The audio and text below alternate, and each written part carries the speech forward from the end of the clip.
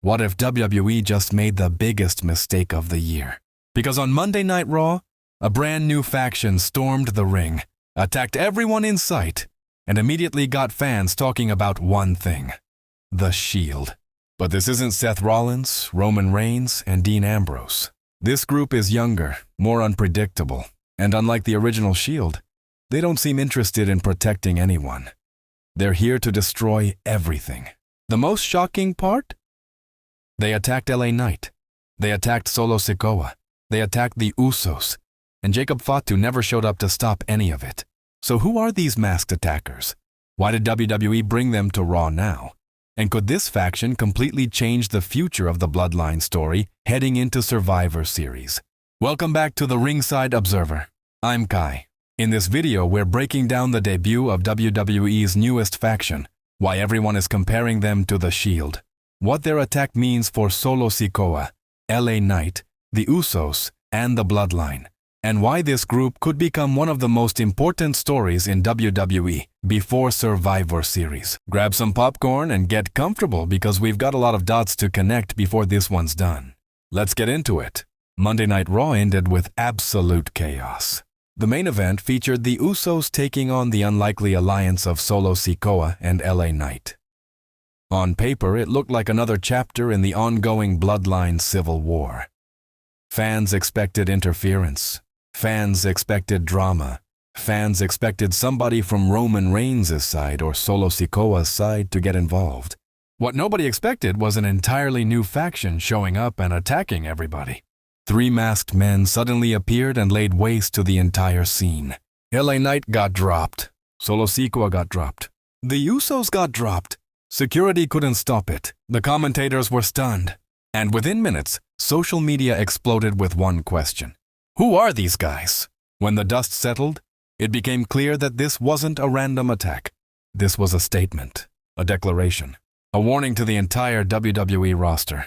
The biggest reason fans immediately started comparing them to The Shield was the presentation, the masks, the coordinated attack, the surprise debut, the feeling that WWE had just unleashed a dangerous new force that nobody saw coming.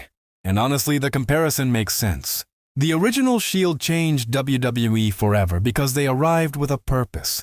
They weren't just random wrestlers thrown together. They felt like a threat. That's exactly what WWE seems to be aiming for here. But there's one major difference. The original Shield targeted specific enemies and often claimed they were fighting injustice. This new group doesn't seem interested in justice. They attacked everybody. That changes everything. Now let's talk about the detail that most fans completely overlooked. Jacob Fatu never showed up. Think about that for a second. The Bloodline has been falling apart for months. Roman Reigns is trying to rebuild his empire. Solo Sikoa has been creating enemies everywhere he goes. The Usos are trying to hold everything together.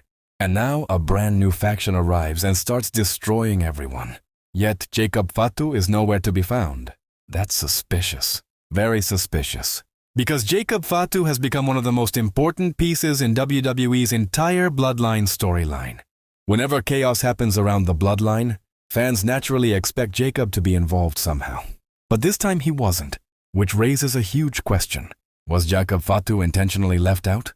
Or is WWE setting up a bigger reveal? Imagine if this faction isn't actually targeting the Bloodline. Imagine if they're targeting Jacob Fatu. Or imagine if Jacob somehow has a connection to them that nobody knows about yet. Suddenly, this story becomes much bigger than a random debut. Now let's talk about Solo Sikoa. Solo has spent months trying to prove that he's more than just Roman Reigns' former enforcer. He's tried leading his own side. He's tried creating alliances. He's tried building his own identity. But Monday Night Raw showed a brutal reality. When this new faction arrived, Solo wasn't treated like a leader. He was treated like another victim. That hurts his momentum. Because if WWE wants Solo to be viewed as a major force, getting destroyed alongside everybody else isn't exactly a great look. The same goes for LA Knight. LA Knight has been one of WWE's most popular stars for years now. Fans love him. Merchandise moves. Crowds react.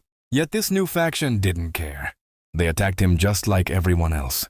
That tells us something important.